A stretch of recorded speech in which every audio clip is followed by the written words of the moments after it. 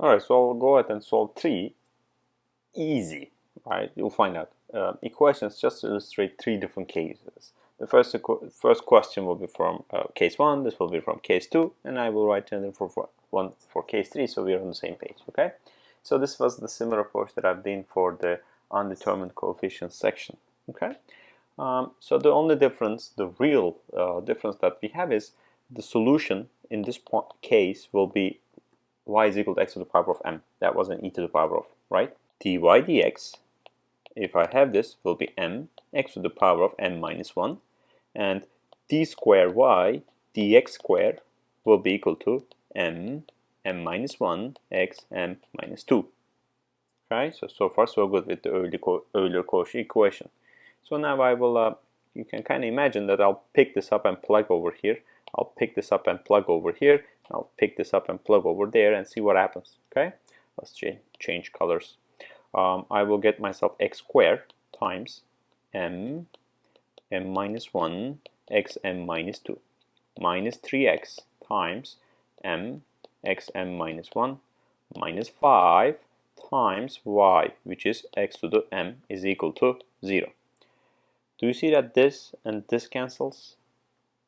This and that cancels? Well, that was the whole point why this Cauchy-Euler equation is solvable, right? It should. If you didn't, you made a mistake. Then I will write myself, let's actually go ahead and write this way, x to the power of m, parentheses, the whole thing, it will be m minus 1 minus 3m, x to the power of m is over there, minus 5 is equal to 0, right? Okay, either x to the m will be 0, or this will be 0, the parentheses will be 0. Obviously, I'm going to take the case where the parentheses will be 0, okay? So I'll do that. And then if I go back over here, so m minus 1 minus 3m minus 5 is equal to 0. So it becomes m squared minus m minus 3m minus 5 is equal to 0, which means that it is m squared minus 4m minus 5 is equal to 0. Then what I will do is I will try to find a root for this particular equation, and that will be this way, right? Minus b plus minus square root of b squared minus 4ac. So b squared is 16 minus 4 squared is 16 minus 4ac by 2a. So you can see in here, let's see what I get. I get 4 plus minus 6, right? 20 plus 16 is 36, so that's 6 by 2. So you will get m1 is equal to minus 1, m2 is equal to 5. It doesn't matter which one I call m1, which one I'll call m2. You know that. Y will be equal to c1 x to the minus 1 plus c2 x to the power of 5. So this will be the solution to this particular case. Actually, let's continue and finish this over here as well. Looks nicer. There we go. Okay. It was fairly manageable. So let me go and do the other question that I have here, right? The right-hand side. And you can almost see that I copy-pasted, right? Even the 3 looks identical. Yeah. So I copy-pasted it, except I changed this number, okay? And I'm going to apply the Cauchy-Euler equation, but I'll do something that you may be angry with, but hey, I'll take advantage of writing on the board. What do you say about this? Yeah, I don't want you to, watch me doing this, right? So then I will do the same thing, x squared m minus 1 x m minus 2 minus 3x m x m minus 1. This time around it will be 4, x to the power of m will be 0. If I take x to the m parentheses, you will get m minus 1 minus 3m plus 4 will be equal to 0. Same logic. Let's do the same color to be consistent. And you will get here m minus 1 minus 3m plus 4 is equal to 0. So m squared minus m minus 3m plus 4 is 0. M squared minus 4m plus 4 is equal to 0. Then the same conversation that we are having. 4 plus minus b squared is 16 minus 4 times c is 4. So you see what happens over here? Divided by 2a. 16 minus 16. So I got myself a double root.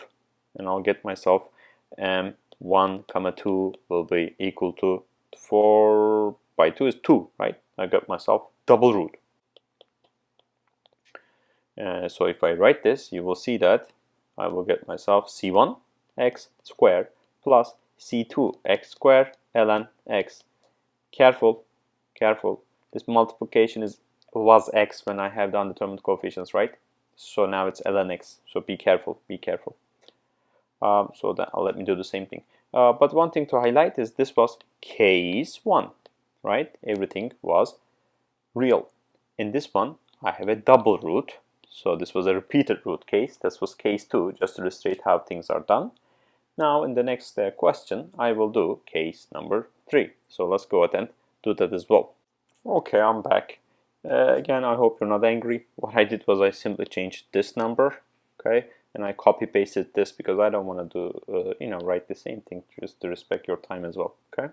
So let's do this. X squared times m minus 1 x m minus 2 minus 3x m x minus 1 plus 5xm is equal to 0. Gone, gone, gone, gone. With x to the m parentheses, I'll get myself m minus 1 minus 3m plus 5 is equal to 0. Let's use the same color. 0. Go back. M squared minus 4m. I take a shortcut, right? Minus m minus 3m. So I combine them. So you get m squared minus 4m, right? Plus 5 is equal to 0, right? So if I do this minus b, 4 plus minus, b squared is 16 minus 4 times ac. c is 5, right? Divided by 2a. So that becomes 4 plus minus. So 16 minus 20 is minus 4, right? Square root of it is 2i divided by 2. So if I kind of rewrite this, you get myself m1 comma 2 as this. 2 plus minus i, right? And we call this alpha, we call this beta, okay? The way that we write it.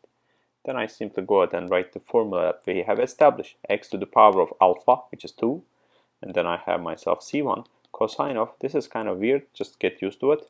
Beta times, beta is 1, ln x plus c2 times sine of ln x, right? Alright, this was a fairly short segment, but that's gotta do it for me. Except that I forgot to write that this is case number 3. So that was the 3 cases that we can obtain for a second order Cauchy-Euler equation, okay? I'll be back with more complex examples. Take care.